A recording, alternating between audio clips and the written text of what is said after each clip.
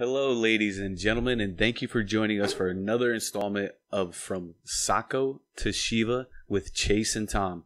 Unfortunately, today we're going to be without Chase because of scheduling, and all of us are going to be going to the Monday Night Football game in Kansas City. But today, we are going to be recapping Week 4, injury updates, waiver wire ads, and bye-week fill-ins. I just want to say thank you for Anthony for filling in. And let's get this thing rolling. No problem. You want to do your first game? Yeah, I'll go first. I don't care. So the first one I don't want to spend a whole lot of time with. The first two that I'm going to do I don't want to spend a whole lot of time with. First one is Cincinnati at Cleveland. Andy Dalton was the money player of the game. He came back from nowhere, completed 25 of 30 passes for 286, 4 touchdowns. He was the key to this game, just like I said he was going to be. He was one of my sleepers of the week. Mixon was involved, but he didn't break too much off. Gio had a long reception for a touchdown. AJ, 5 for 63 and a touchdown. And Tyler Kroft, 6 catches for 68 and 2 touchdowns. That's a really good day for him. On to the other side, Cleveland didn't do too much as expected. Kaiser was battered and beaten all day. 118 yards and interception. The one bright spot on Cleveland's side is Duke Johnson. 4 rushes for 13 yards, 10 targets, caught 9 of them for 47 yards. As a PPR guy, that's what you're looking for. And besides him, nobody really did anything for Cleveland. Like I said, Cincinnati was going to win this game going away in a big way. That's all I got for the first game. Yeah, and kudos for you. Dalton was one of your sleepers this week, and he blew up. I had a good week picking players. Yeah, so my first game was New Orleans at Miami and London. It was a shutout, 20-0. Pretty sloppy game. I think there was 19 penalties total. So New Orleans, again, couldn't get the running game going. They had 3.1 yards per carry, 28 rushing attempts for the entire team. Mark Ingram, he went 14 for 45, and then 8 targets, 4 receptions, 17 yards. Alvin Kamara was the big story here. Him and Drew Brees had a day.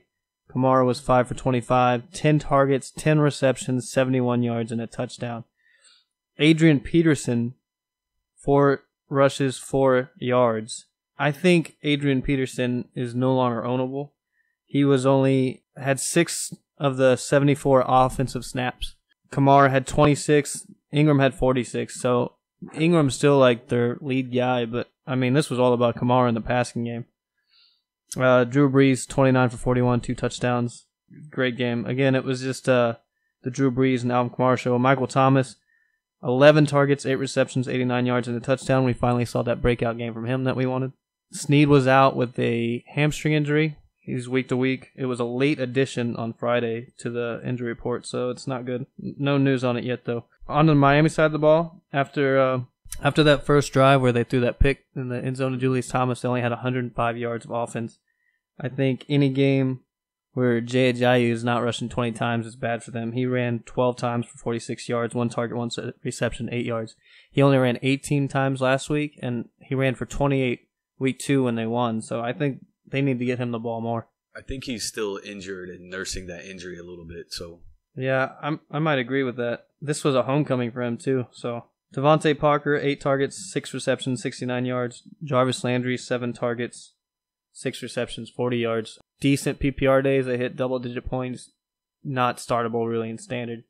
I think that's all I have for that game. Yeah, that was an ugly game in London. That was not a good one to be watching. Yeah, the big story is this offense. Because coming into this game, New Orleans was the second worst defense.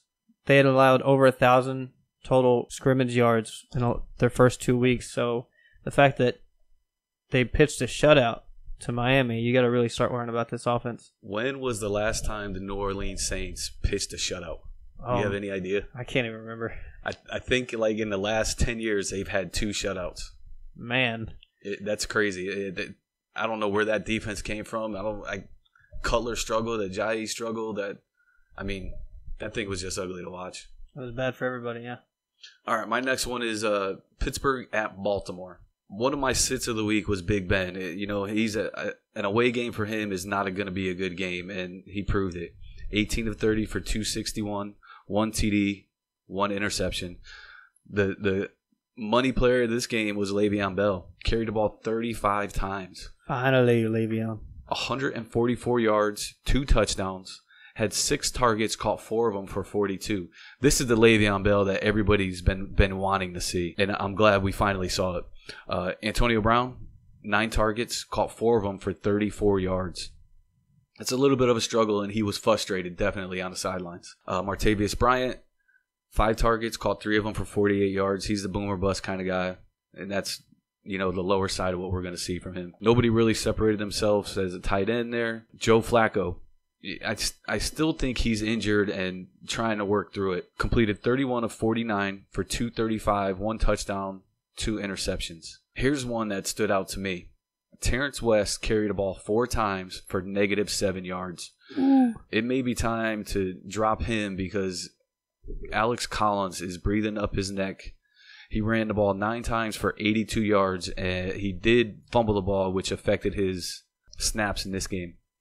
Javorius Allen, 2 carries, 7 yards. Caught all 6 of his targets for 37 yards. So, that's almost 10 points in a PPR. The big wide receiver news out of this one was Mike Wallace, 10 targets, caught 6 for 55 yards and a touchdown. At tight end, some people might have picked this guy up and started him. Ben Watson got injured, 6 targets, caught 5 for 43. Again, it's an away game for Pittsburgh, so Big Ben doesn't usually do well, and that was one of my reasons for sitting him.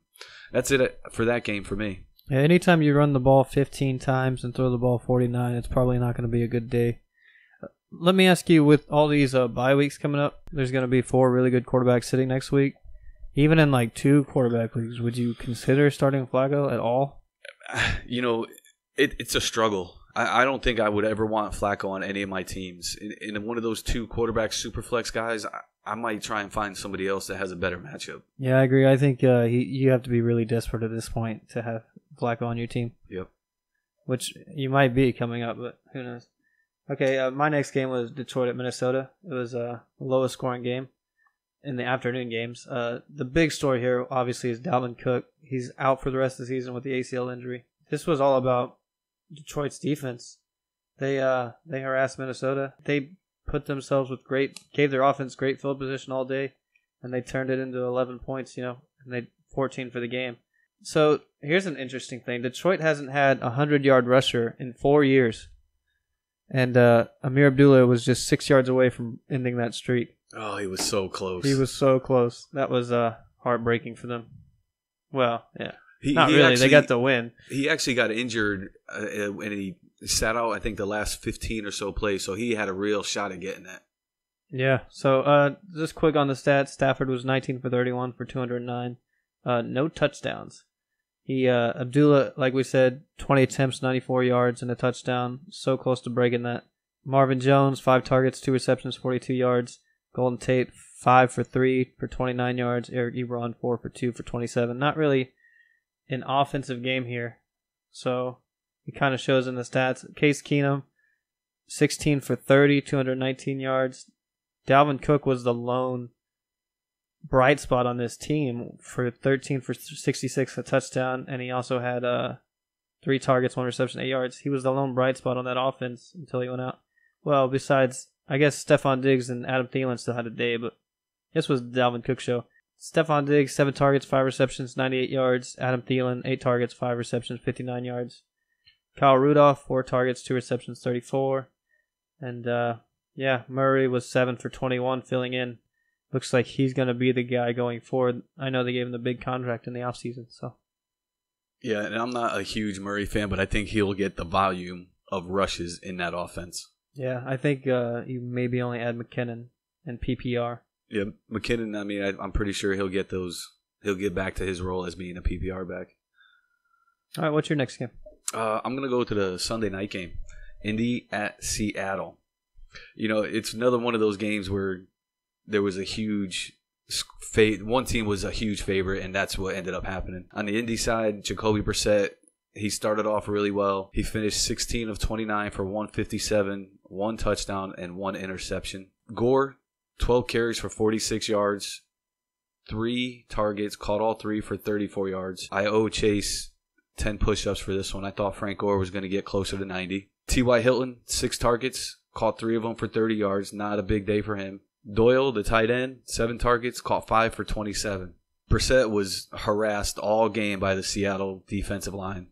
it was a tough one to watch in the second half. Once Seattle got up, that pass rush took over, and it made it tough. Onto the Seattle side, the money player of the game for this one was Russell Wilson to me. He completed 21 of 26 for 295, 2 touchdowns, 2 interceptions. The interceptions went off of Jimmy Graham's hands and another wide receiver's hands right into the arms of the Indies guys. He had 4 rushes for 38 yards and a rushing touchdown. I mean, you can't ask for much more out of a quarterback than that. He looked phenomenal. Their offensive line is shaky, though, so a lot of his passes were him making plays by himself. Chris Carson, another injured guy. Not good from what I read. It's a broken leg bone right beneath the knee. He had 12 carries for 42. Caught all 3 of his targets for 24. Doug Baldwin, 3 targets, 3 catches for 24 yards. Paul Richardson, another one of my sleeper guys for the season, caught all 3 of his targets for 65 yards. He set him up for right before the half for a field goal that got missed. Jimmy Graham, 6 targets, caught 4 of them for 61 yards. Seattle dominated this game. It only took probably a half for them to get going, but they took over. They did. Yeah, that first half was close. I thought Indy might pull it out. Are the other Colts better than we think they are? I think they're that team that just sticks around long enough to try and pull off wins. I mean, if you look at who they've beaten, it hasn't been like they beat Arizona. But, I mean, no, they lost to Arizona, but they were winning most of that game. And Brissett's a solid guy. He doesn't do things to hurt his team. Yeah, he's definitely the best back up there. He's way better than Tolzien. Yeah, Tolzien, I don't even think is a real quarterback. He's really steadied Hilton's value, but Hilton's still not putting up what you'd like. Well, not this week. It was a tough matchup for Indy. Yeah, it's a tough matchup for anybody in Seattle. Yep, that 12th man gets going, and it gets loud and crazy. All right, so my next game was Buffalo at Atlanta. 2 big injuries here with Julio and Mohamed Sanu. It really took the top off and allowed Buffalo to really load the box against Foreman, but I mean, didn't really do anything. The Falcons had a great rushing day. Tevin Coleman and Devontae Freeman. Coleman was 9 for 79. Freeman was 18 for 58 and a touchdown. Coleman had 6 targets, 4 receptions, 65 yards. Devontae Freeman had 2 targets, 2 receptions, 20 yards. But the big story here is once the third quarter happened and Buffalo had that strip sack or the fumble recovery for the touchdown, and Atlanta had to pass their way back in without Sanu or Julio. They just couldn't do it. Ryan's both of his interceptions, because he was 24 for 42 for 242 and a touchdown, and 2 interceptions. Both interceptions came in the second half when he was trying to make that comeback. So Austin Hooper was 7 targets, 5 receptions, 50 yards. And with Atlanta losing, Chiefs are the only undefeated team now, and Buffalo is first in the AFC East. That's crazy to think of. Yeah, Buffalo, 12 for 20, 182 yards and a touchdown. Or Tyrod Taylor. I think I said Buffalo. Yeah. LaShawn McCoy was 20 for 76, just doing his things. Mike Tolbert, 8 for 31. Charles Clay was the number 1 option for Tyrod Taylor again. 7 targets, 5 receptions, 112 yards. This is the 3 times in 4 games Charles Clay has had 15 PPR fantasy points. Real quick on Charles Clay. As far as PPR standings, he is the number 3 tight end right now. Yeah, behind, I think, Ertz and Gronk. Ertz and Gronk. Yeah. Kelsey still has to play, but right now Clay is 3rd. Yeah, and Kelsey had that game last week with 1 target, 1 reception. So, but Jordan Matthews, 2 targets, 2 receptions, 10 yards, a touchdown. He's out for at least a month, they're saying. He's going to have thumb surgery. So, something to look at there. That really leaves maybe Zay Jones as a pickup now. I don't know. It doesn't seem like they want to pass the ball that much. It seems like, to me, Tyrod Taylor is a game manager now. He was getting compared, I think, last year and the year before to Russell Wilson. I think he's more of an Alex Smith type player. And I think you're going to see that in his fantasy outings. Zay Jones might be the only receiver you add here now.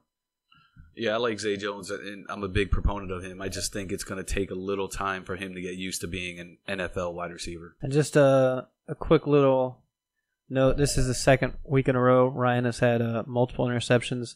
His team still looks good. It looks more like Buffalo came in and stole a win more than, especially with those injuries. But while this offense continues to be good and Atlanta still looks like the best team in the NFC to me, Ryan is struggling. So, well, you lose your top 2 wide receivers and you're going to struggle moving the ball no matter what offense it is. Yeah, I mean, just the year in general. He's not having the MVP year he had last year, obviously, but he's not doing what you think he'd do with that offense, especially with the offense humming like it is. It's still putting up good points and still winning games.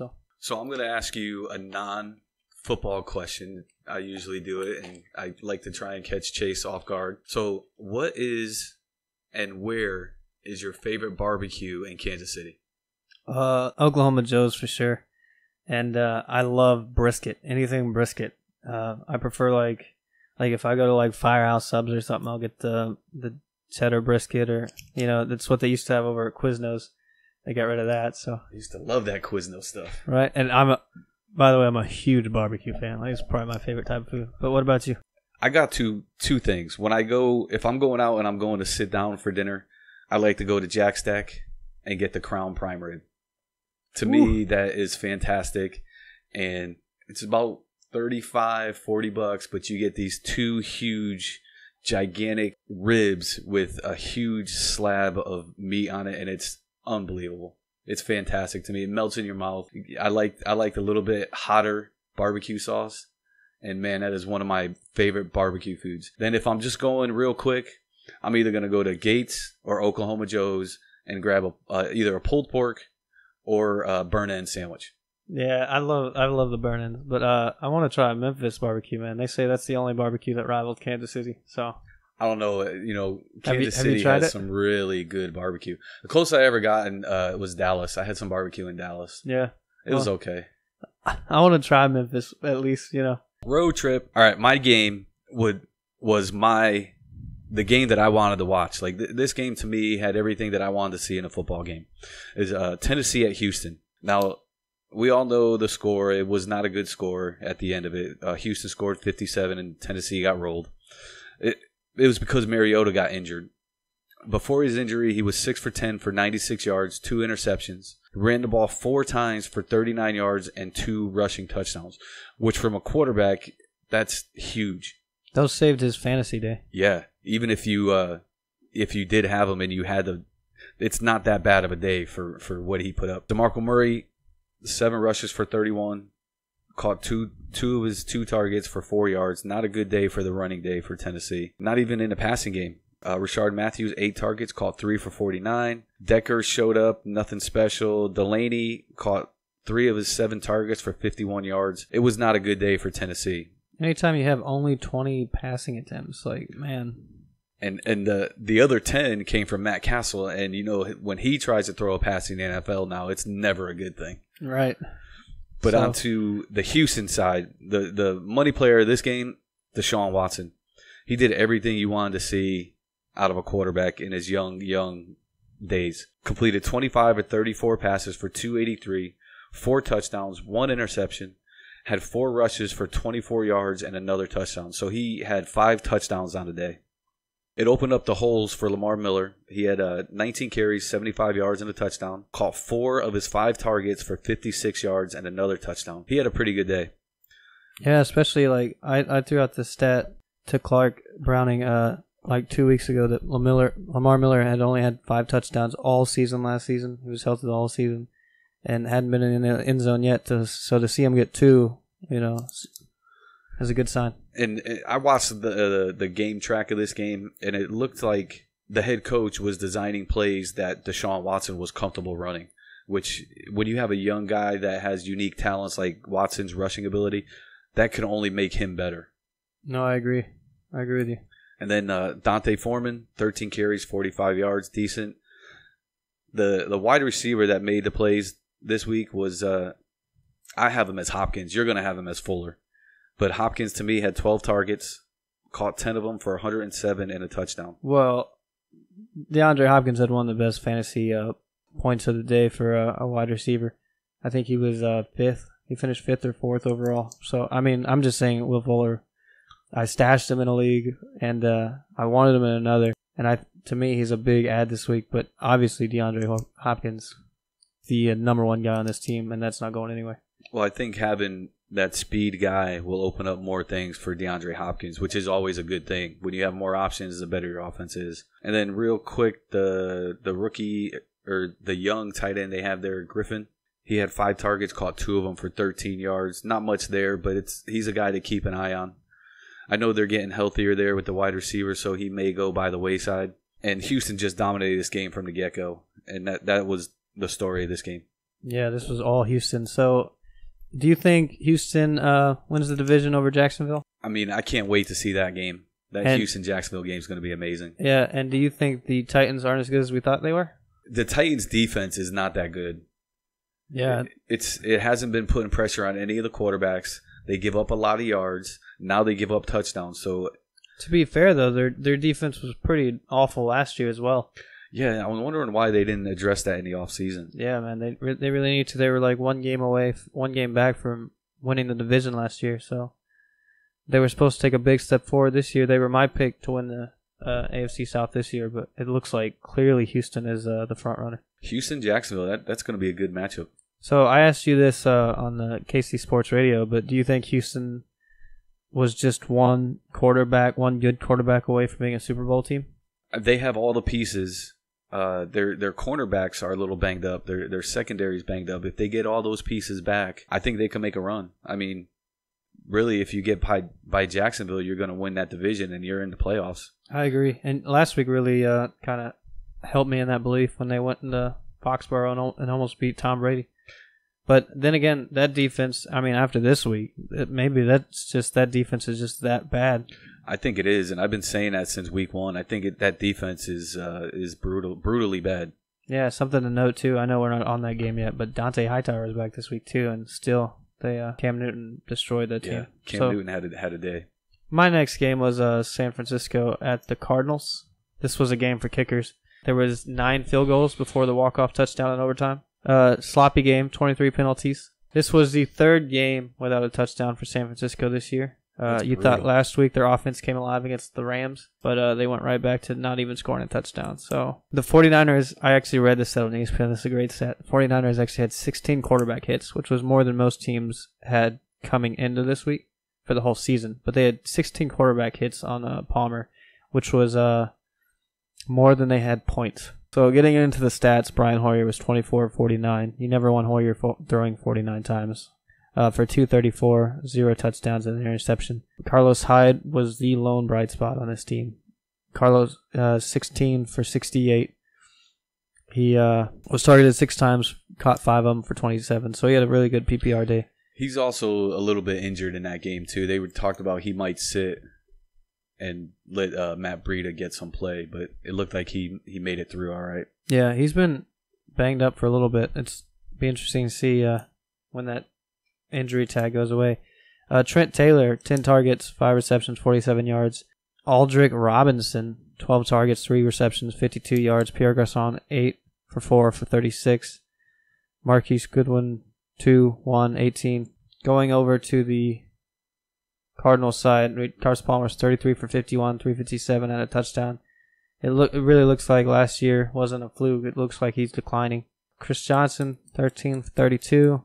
Andre Ellington, 5 for 18. Ellington also had 14 targets in the passing game. Yeah, 9 catches, 86 yards. He was one of the guys that I'm looking at going forward in PPR because when they start to struggle throwing the ball to the wide receivers, Palmer will dump the ball off. Yeah. The big revelation here is Jaron Brown. 12 targets, 8 receptions, 105 yards.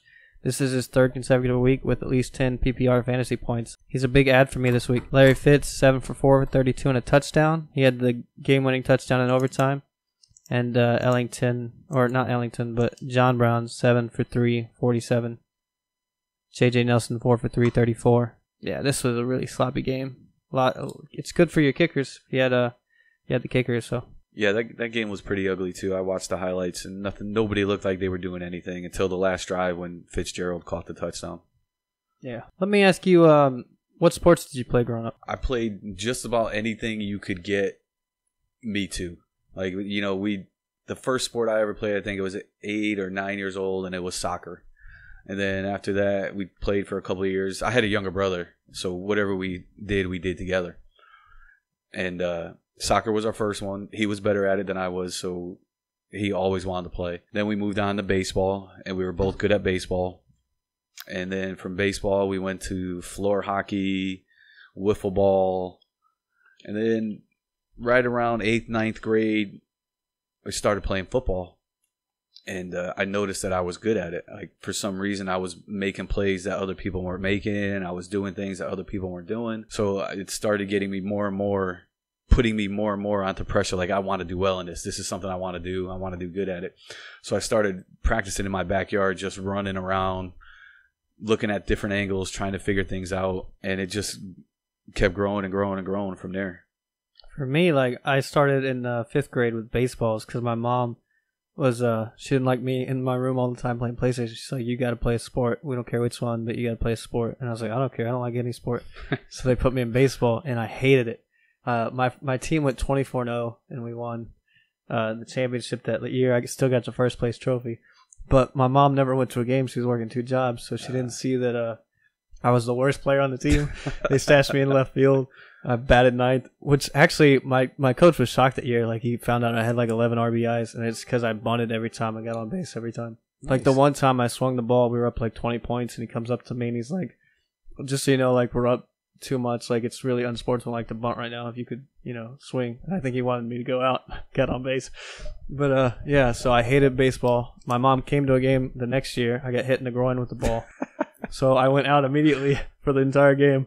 And she let me quit with the condition I could try any other sport. And I got into basketball and loved it and just wanted to play sports after that. Got into track and field and stuff. I wanted to do wrestling, but, it conflicted with basketball, and basketball was my main squeeze. I tried football one time. I went to a training camp in high school, but I was too lazy. I didn't like the work, the hot days. I didn't know what everyone was talking about. Like, we line up. They lined me up as a receiver because of my body size. And they say run a flag or run a post. And I was like, what is that? I don't even know what you guys are talking about. So that was sports for me growing up. There's a lot of jargon that gets used in sports that if you're not associated with it or if you haven't been involved in it before, you have no idea. I just wanted to play football, but I had no idea. I hadn't watched football or anything like that. So they say run a post. I was like, I don't even know what you're saying to me right now. Just tell me what to do. They got excited because I ran it and I caught the ball and they're like, yeah. And then I didn't tuck and run. Like, I was just running with them. And they're like, bro, what are you doing? Tuck. And I was like, what does that mean?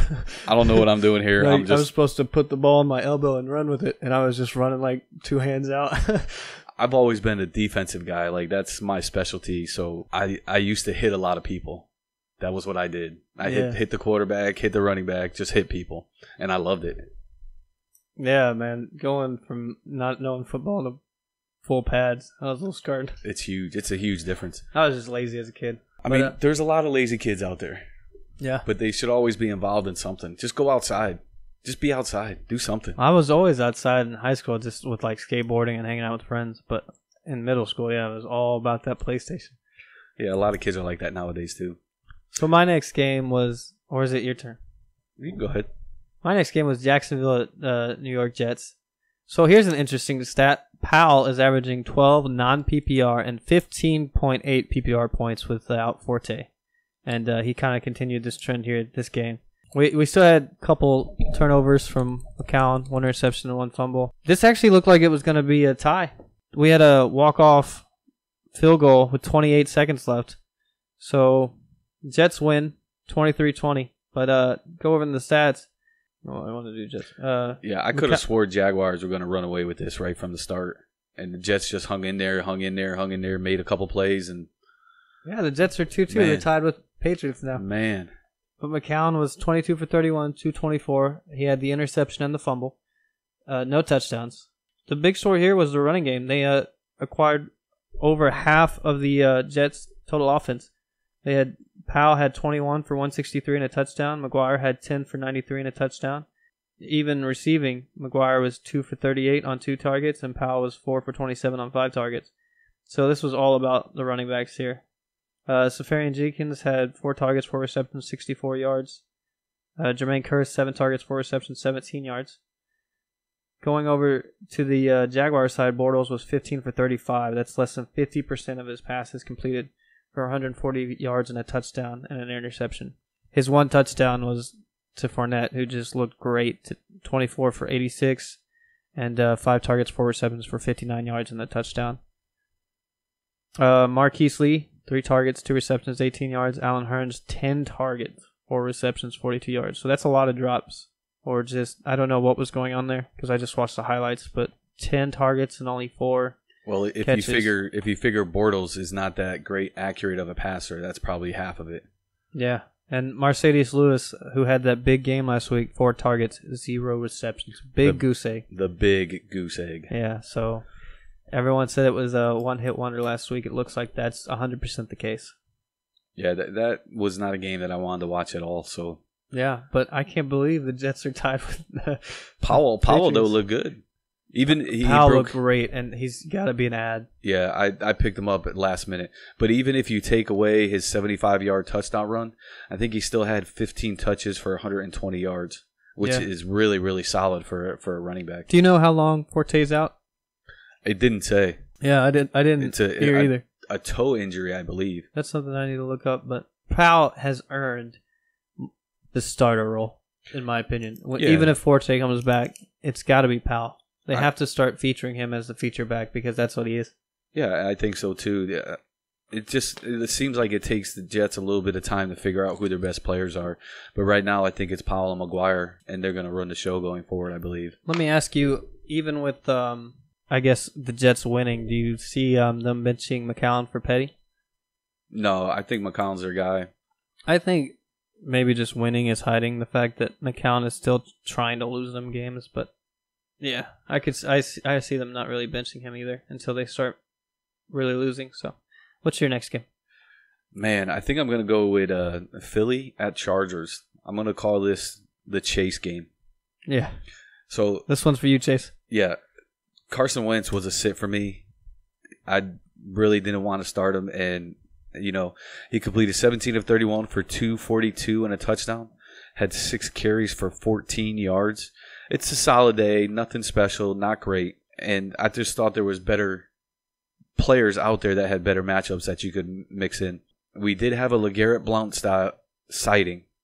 16 carries, 136, caught his only target for 20 yards.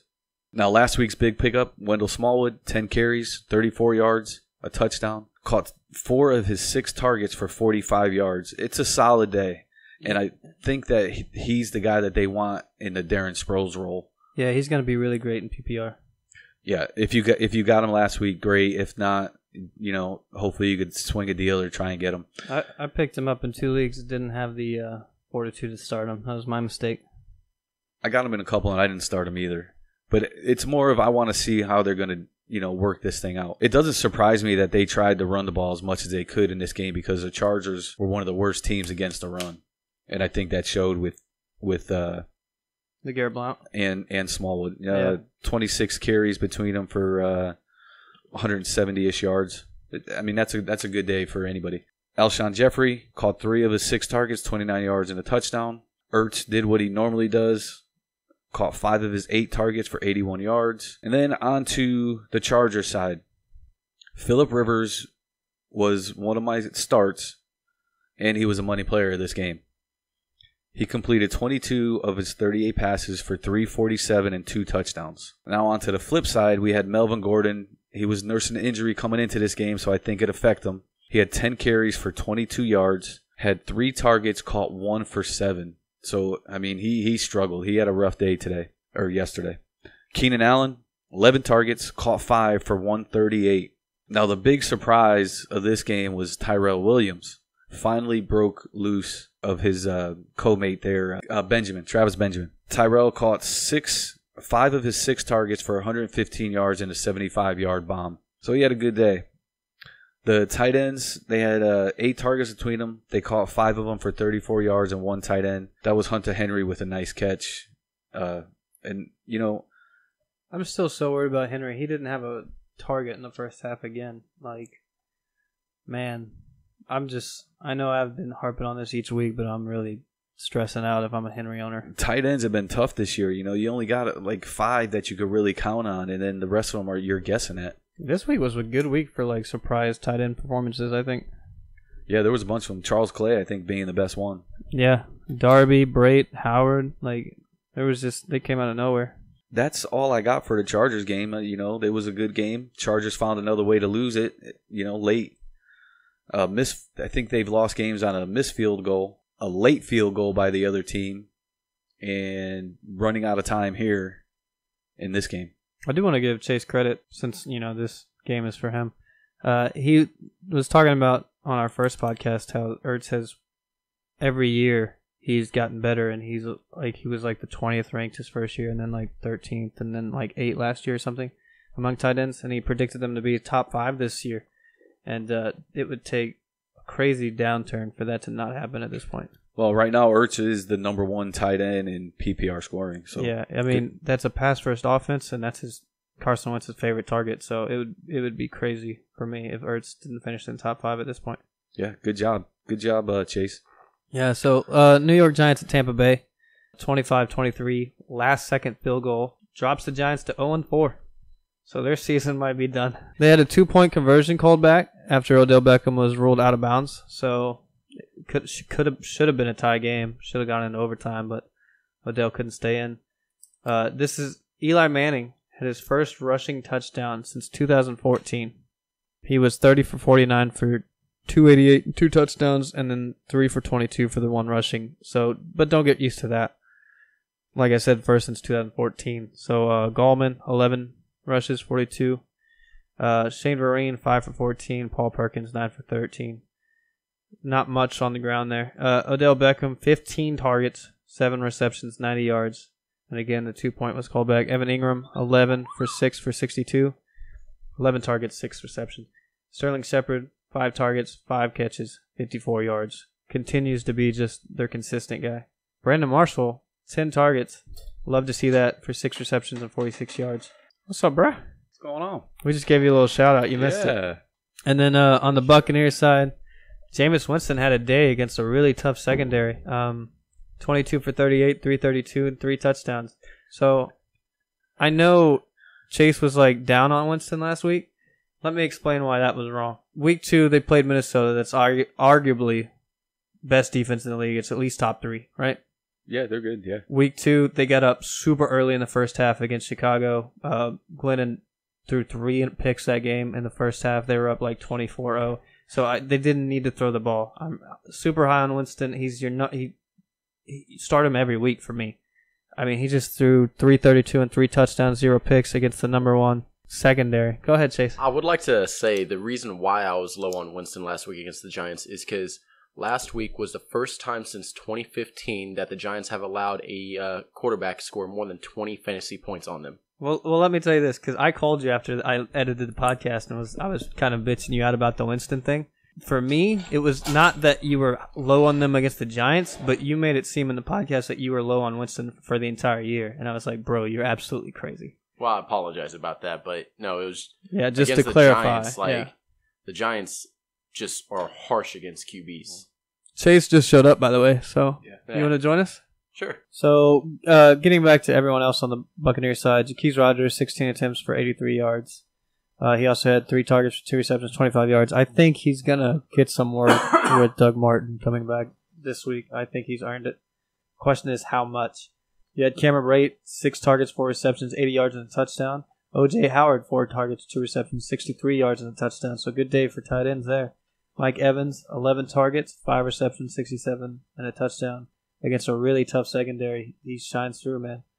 There's no other receiver for me that goes up for the ball in double coverage and always comes down. Like, he's got the best hands in the league, in my opinion. Well, it's not 50-50 balls for him. It's always like a 90-10 split. Like, yeah, he's huge. I agree 100%. I want to hit on Jaquez Rodgers real quick, though. I actually think he has less than 5 touches next week.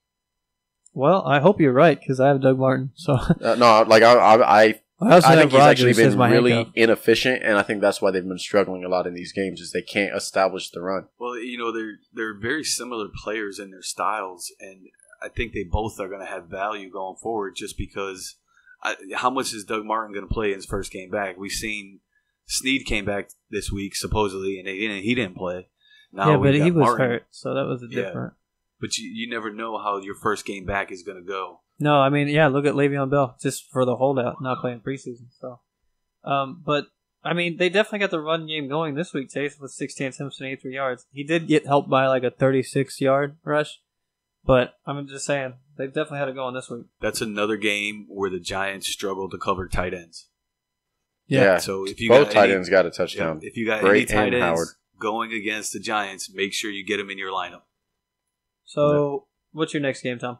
Me, I've got Rams at Dallas.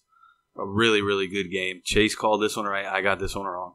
Jared Goff, 21 of 36, 255, 2 touchdowns. A solid day.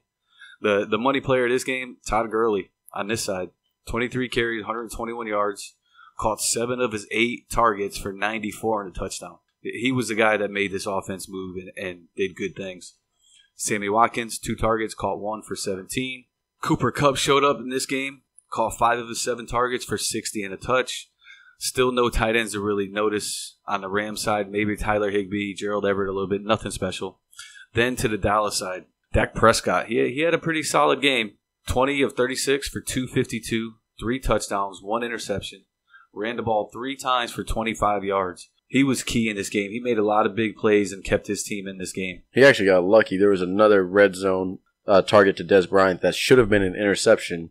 And, like, the guy had it coming down, but Des Bryant just stuck his hand in there and got it popped out when they hit the ground. But, I mean, that one right there, I was like, I understand it's Des Bryant, but you need to throw better throws. I did not expect a throw like that from him. Like, he needed to throw it higher and over, but, like, he didn't put enough touch on it. It was just... he's still a young quarterback and learning, too. He's going to be a great quarterback, though. Oh, yeah. I really love Dak. I believe he's top 5 in PPR scoring right now as a quarterback. Man. Yeah. And then on to Zeke. Zeke was another one of those guys that did everything. 21 carries, 85 yards, a touchdown. Caught 4 of his 5 targets for 54 yards and a touchdown. Yeah, he's another one of those guys that you're always going to start no matter what the matchup is. Des Bryant had 13 targets in this game. Caught 5 of them for 98. 13 targets in any game is huge. Yeah, but he's so inefficient with those targets. Sooner or later, those targets are going to turn into catches, and he will become a number 1 wide receiver. No, he will not. And the thing is he's always had those targets, and he's always had those targets with Dak Prescott ever since week 6 of last year on. And the thing is with Dak, like he's just not getting it. Like I pointed out before, when he doesn't get a touchdown, he usually averages under 7 fantasy points. Like, it's just one of those things. I don't think he's elite anymore, and I don't think he'll be a wide receiver 1. I think he actually finishes wide receiver 2 this year. Des Bryant or T.Y. Hilton? I'm going to take Dez. I think T.Y. Hilton's wide receiver 3 flex. Yeah, I'll take Dez too. And I think I was agreeing with Chase that Dez isn't elite anymore, but, I mean, watching the games, he doesn't seem like he's really fallen off. To me. He just doesn't and seem the way like... Zeke is opening up that passing game, I think Dez is he's gonna get back to that wide receiver 1. I think the staple of that whole offense is not even Zeke; it's Dak. Without Dak, Zeke can't do what he does. Well, I'm just saying, you got to respect Dak so much that Zeke just runs all over you. But and I'm not saying vice versa, because Zeke is so good at what he does. I disagree. I disagree because Darren McFadden he's not going to do what Zeke does, but he can easily be a 100-yard per game rusher. You're definitely going to get good rushing no matter who rushes just because the O-line is so good, but don't undervalue Zeke. Zeke is I'm not undervaluing talent. Zeke. I'm just saying, the future of that team is not through Zeke. It's through Dak. I agree, and I just attitude-wise, I hate Zeke and I love Dak. Yeah, Dak is a professional NFL player. Yeah, I think Dak gets it, and I think Zeke still has some things to learn. But here's a weird thing that happened in this game. Alfred Morris actually busted off a 70-yard run. So if we're talking about rushing stats, is it Zeke or is it Zach or is it Alfred Morris? Who do we put that on? Or is it just the offensive line is that good and anybody could run? Oh, that O-line, anybody can run through and look good. I mean, you could put Chris Ivory back there and he's gonna look decent.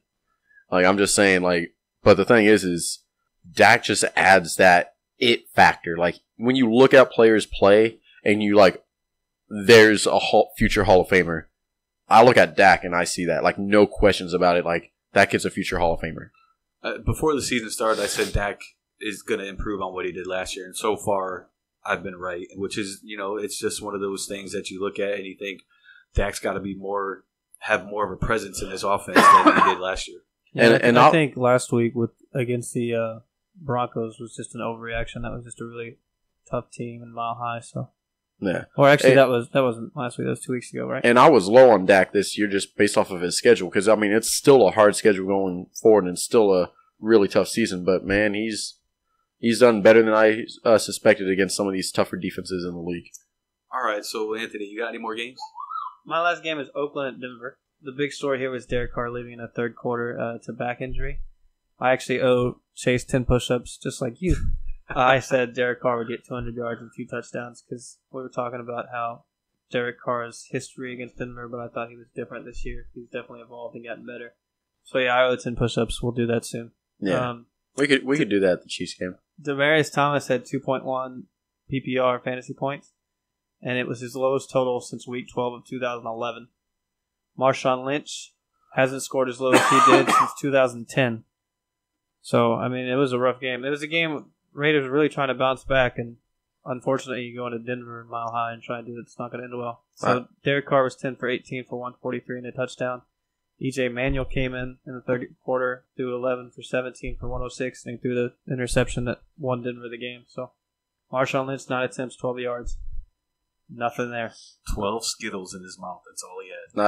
I said it last week before Sunday games that you needed to bench every Oakland player. There was no exception. Yeah. Jared Cook, Denver's the worst team against the tight end. Jared Cook had 8 targets for only 3 receptions and 46 yards. Amari Cooper was 8 targets, 2 receptions, 9 yards. Just a really rough day all around again for Oakland. And with Crabtree out, Cooper was getting double teamed all day. Trevor Siemian was 16 for 26, 179 and a touchdown.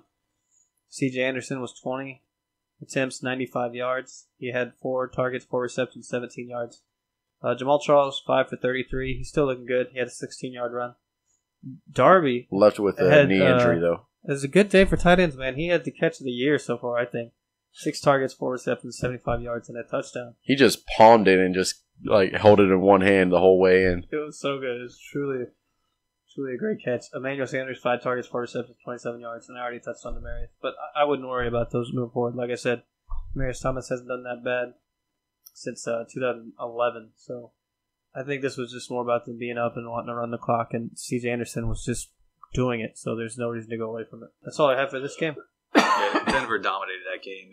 It just looked like they were controlling every facet of that game. Yeah, Oakland's defense actually kept them in it, but I don't think even if Carr had stayed in, the result would have been any different. So my last game to cover is Carolina at New England. Wow. Yeah. Wow. Carolina went in there and beat them, and it was a great game. Cam Newton showed us that New England's defense really is that bad. Cam was the money player on his side, 22 of 29, 316, 3 touchdowns, 1 interception, carried the ball 8 times for 44 yards and a rushing touchdown. So he did a little bit of everything for his team. Also, only NFL quarterback with 50 rushing touchdowns in his career. Yep. Wow, I didn't know that. Yep. John Stewart, 14 for 68 yards. McCaffrey had 6 carries, 16, caught 4 of his 6 targets for 33. Funchess was the go-to wide receiver in this game. 9 targets, caught 7 of them for 70 yards and 2 touchdowns. Kelvin Benjamin, we also had a sighting. Caught all 4 of his targets for 104 yards. Was it 4 or 5 targets? I had 4 for 4. Check on it, and then we'll get back to it. And then on to the other side. Tom Brady is doing really good things just because his defense is that bad. 32 of 45 for 307, 2 TDs. On the season, he has just under 1,400 yards, 10 touchdowns, no interceptions. So he's having a solid season. Gillislee, he's going to be the pounder. 12 carries, 49 yards. James White, the PPR guy, 1 carry, 7 yards, 12 targets, caught 10 of them for 47. I mean, that's all you can ask for out of a PPR back. Brandon Cooks, back to his normal self, 6 targets, caught 3 for 38. That's his floor right there. That's what you're going to get. Hogan, 9 targets, caught 5 of them for 60 and a touchdown. He's the guy that I like. I think him and Amendola are gonna get more of those short to intermediate. Who do you think's the number one option? Is it Amendola or Hogan? I think it's Hogan just because he's more comfortable with him. I think it's Gronk and Hogan. Yep. Well, I mean at the wide receiver position. Okay, at wide receiver, to me, it's Cook's Hogan. third, but he's just the boomer bust guy. He's just, if he can hit him over the top, he will. If not, he's not going to worry about it. So, yeah. But as far as like just the target guys, like I feel like it's Hogan over Amendola.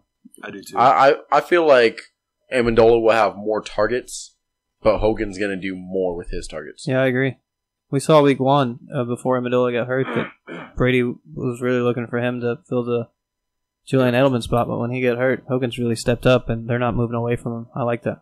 Yeah. And then finally, Gronk had 5 targets, caught 4 for 80. It's a solid day for him. It was a good game, and I think this is what we're going to see from New England. They're going to struggle to stop anybody on offense, and they're going to put the ball in Brady's hands to see if he could wing it and pull a victory out.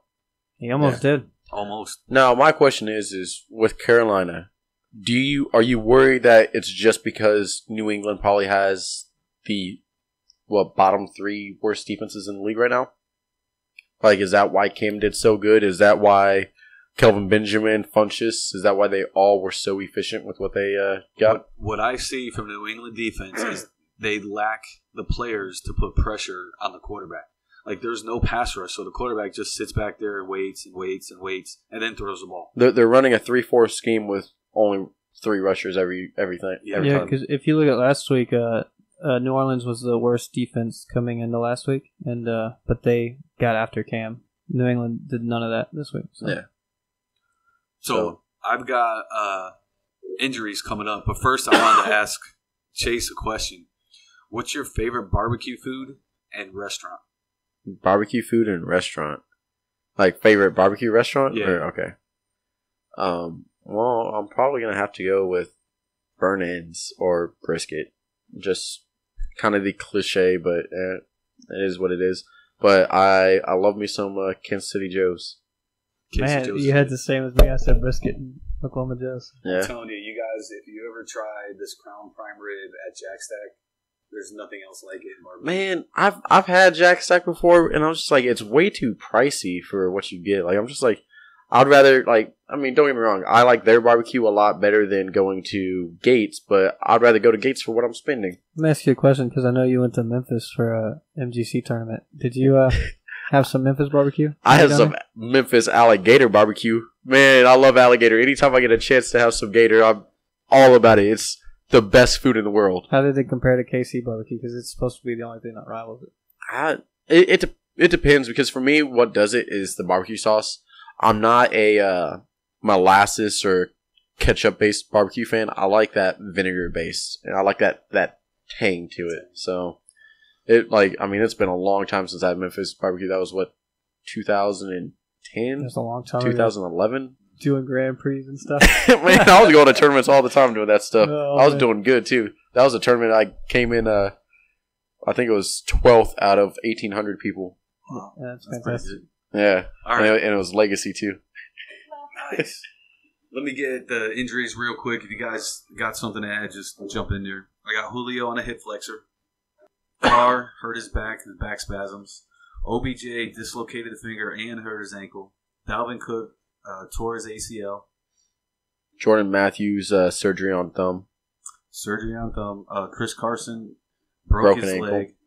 Ankle. Leg right underneath the kneecap. Oh. Yeah. The update I had this morning was ankle. Marcus Mariota with a hamstring, day-to-day. Devontae Adams is in concussion protocol. Ty Montgomery still has broken ribs. I think that's everybody. You guys got anyone to add? I mean, then you hit Cook. Yep. Yeah. Dalvin Cook, torn ACL. Yeah, you hit the big ones. Those are the only ones that I really had and were worried about. I mean, Muhammad's new. Hamstring. Yeah. All right, just real quick, before we get to the waiver wire ads, just want to remind everybody that Atlanta, Denver, New Orleans, and Washington are on bye weeks, week 5. So make sure you get those guys out and try and pick up somebody to take over their spot. If not, you give me, Chase, Anthony, and I an easy win. Yeah, pretty much. All right, so let's do our waiver wire ads. Who wants to go first? Well, the number one has to be Latavius Murray for me, especially If you're a Dalvin Cook owner, he should have been your handcuff. Like, handcuffs, I said this on when we did KC Sports Radio. Handcuffs suck, man, because they just burn a roster spot and they don't do anything, but they're so necessary for situations like this. You should have had Latavius Murray already. Jerick McKinnon maybe in PPR leagues, but Latavius Murray is the guy you want to own here. See, my thing is with handcuffs is it depends on your roster construction. Because in one of my leagues, I should have handcuffed Dalvin Cook with Latavius Murray because I was stacked at wide receiver, not stacked at running back. Now I'm in a situation where I have 2 running backs on bye this week, and all I have is Amir Abdullah. So I'm just like, oh, awesome. Then in another league, I'm just stacked at running back, and I had Dalvin Cook, but it's not affecting me because I have all that depth. Yeah. Well, for the top tier guys, though, I think you have to handcuff them. It also depends on roster spots because if you have a short bench, it's so difficult to keep that guy on your bench not doing anything for the entire season. Yeah, I've been wanting to add Mike Tolbert all year for my LeSean McCoy handcuff, and I don't have a spot for him. But if McCoy goes out, I'm going to really regret that decision because it makes or breaks your season. Mm-hmm. If someone comes in and takes, basically your number 1 pick away because they took your handcuff, like it can break your season. I mean, but it save your season. At the same time, it doesn't always work out, though. Look at Kyren Williams to David Johnson. Just because they're the handcuff doesn't mean they're the same player in that offense. Yeah, because I've had plenty of times where I've had my number 1 RB or wide receiver, and I had them handcuffed, and enter in player X. Player X is a fraction of what. There are some clear-cut ones, though, like Derrick Henry. Tevin Coleman. Yeah. Like, I understand those. Maybe Jamal Charles for C.J. Anderson. Yeah. Any running back in Seattle right now? No running back in Seattle. So I'm staying away the from next that guy that I'm looking at on the waiver wires is Deshaun Watson. I think he deserves to be owned in every league now. Yes, I have a bye week right now on my quarterback in one of my leagues, and he's actually my number one target or second target because someone dropped Jameis Winston. But if Jameis Winston wouldn't have been dropped, obviously Deshaun Watson's my number 1 target. Yeah, Watson is the number 3 quarterback in our PPR score. That's outstanding. Yeah, he's absolutely playable on even shallow. Yeah, maybe he was the Michael Jordan that everybody passed on. So who you got, Chase? I think my next pick after that would probably be Jones for Green Bay, running back. Aaron Jones. And I think the guy's talented. I think you put him in a tough game, and he still came in there and was efficient. And I think in that high-powered offense, once they get up, they start pounding the ball. They don't want to throw no more. They don't want to give a chance for mistakes or anything like that. So as long as he doesn't fumble or anything, I think we're good. Well, I'm going to go Jaron Brown for Cardinals. It's his 3rd consecutive week with at least 10 PPR points. He had 18 this week. He's tied Larry Fitzgerald for targets at 28 since David Johnson went out. And to me, he's looking really good. And if you need a receiver, definitely add him. He's my number 1 wide receiver ad this week. He's only owned in 10% of ESPN leagues, so he's available in 90% of ESPN leagues. He had 95. He was in on 95% of the snaps for Arizona this week, so he's definitely on the field making plays. He's definitely a flex play consideration, and 10 PPRs a week or 10 points a week in PPR format. That's what you want for a flex. So I'm gonna. We've already talked about this guy a few times now, and I'm gonna make it real easy. It's Kamara. Even though they're on a bye week, I still think it's a safe time to add him. He looks like he's going to be the go-to guy in the short passing game. So get out there and grab Alvin Kamara. One thing to worry about with Kamara, though, is those all came on receptions and not rushes. And he was only in 26 of, I think it was, or he was in 24 of 76 snaps, and he just did a lot with it. Like, he touched the ball every time he was on the field. But so just in PPR, you definitely want Kamara. In standard, you still want to add him, but maybe be a little bit more selective when you play him. No, I got another one that's probably a deeper league ad that I'm actually kind of interested in just because of how efficient he's been the last couple of weeks, and that's Alex Collins. Yeah. I'm just 9 for 82. 2 weeks. And a 2 weeks in a row. Hurt him too. He had 6 fantasy points, but I think for me, I don't want anybody in that offense. I'm just saying. Or there's one other, Andre Ellington. Mm-hmm. No. I like Ellington more. Yeah, and he had some ridiculous amount of targets. What was his? He had 14, caught 9 or something like Yeah, that. He had was 9 something receptions for 86, rushed 5 times for 18 yards. I like Ellington going forward. I think he's going to be the guy that gets a bulk of what they're trying to do there. Anytime Palmer gets in trouble, he's trying to dump the ball off to Quick, and that's what Ellington has been doing. Yeah. So that leaves Anthony. You got any more? I got Will Fuller. Yep. So he had a great he started off really good as a rookie last year. He was really hot. He's a true boomer bust guy though. He finished bad last year. His first game back, had a great day. To me, he's an ad, but you just understand that he is a boomer bust. If he doesn't put up those big points, it's going to be a bad day for him. So, but with all the looks on Hopkins and you got to contain Watson now, it just really opens up. Because I think last year, because he had such a hot start, like they just kind of had the safety over the top with him, kind of double coverage. But to me, you got to double DeAndre if it's going to be anybody. Yeah, I agree. The next guy that I'm looking at is Bilal Powell. He's still available in some leagues. Some leagues he got dropped. If he's what we think he is going forward, that's going to be a solid play to grab off your waiver wire. Especially with Matt Forte, like. We don't know how long Matt Forte is out, but if Matt Forte is out like for an extended period of time, Bilal Powell should be owned in 100% of leagues. Yeah, I agree. Another person that I'm actually interested in, if he's still available, is Tyrell Williams. Because if Keenan Allen goes down, I think Tyrell Williams goes back to that 1,000-yard receiver that he was last year. Do you think he goes down, though? Because I remember you saying you thought Keenan Allen was just unlucky and not really injury-prone. Oh, I think he is unlucky and not injury-prone. I mean, you got to think, like, look at he had an ACL injury, yeah, but then he also punctured his spleen, lacerated his spleen. I was like, how many players has that happened to? Like, that's a freak accident. And the Chargers are another pass-first offense. They ran the ball like 14, 15 times a week. But week. even with Keenan Allen having, 138 yards yesterday, Tyrell Williams still went 5 for 115 in a TD. Yeah, but last week it was Benjamin and not Williams, so who knows? I think Benjamin's more of a boom bust. I think Tyrell Williams is the wide receiver team in that offense. I've always liked Tyrell Williams.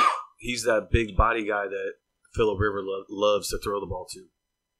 That's just how I see it. Anthony, you got any more? No, I think that's it for me. I think Cameron Brate's still available in a lot of leagues, and I think he's the main guy for, and especially with the Death being hurt there, I would pick up Brate over Howard. But I think that's it for me. Chase, you got any more? What about Tyler Lockett? I mean, definitely was definitely efficient on the times he was targeted. And he wasn't just targeted like in any situation. It was crucial situations like third down and long. And he was just a utility player all over that field. And he was keeping drives alive on his own. I got one at the tight end position, Croft from Cincinnati. 2 touchdowns. 2 touchdowns. And last week he did well, too. Yeah. He didn't do as well as he did this week, but I think hopefully going forward this is something that A.J. Green could rely on and use him to get touchdowns some more. I think that offensive coordinator change is really going to help him. Yeah, it might have saved a head coach job. No, I still think Marvin loses out by the end of the season. Yeah. That's going to be a tough call. I'll just name a couple guys real quick. We won't go over them because we're starting to run a little long. But because of bye weeks, these are guys that you might be able to pick up and start and use them. Jay Cutler as a quarterback. Jacoby Brissett as a quarterback. Mitch Trubisky is going to get the start. Devin Funchess, if he's still available, is a guy you want to go after. And then all the other guys that we just mentioned. Yeah. All right, guys. That's all we have for you today. Thanks for joining us here at 816 Podcasting, presenting Sacko to Shiva. This is episode 12. Make sure to check out Markout Wrestling. Follow us on Twitter, Facebook, YouTube at 816 Podcasting. Thank you. Thank you again. Appreciate all love. Keep Thank getting you, guys. with us with comments, likes, shares, and all that good stuff. We'd love to hear from you.